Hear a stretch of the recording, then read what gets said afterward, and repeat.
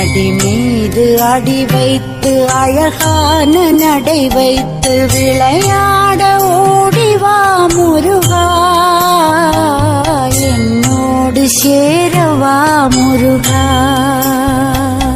உன்னோடு சாய்ந்தாட உடலிங்கு தள்ளாட உயிர் மெல்ல ஏங்குதே குமரா, உன்னை காணும் ஆசைத்தான் குறைவா.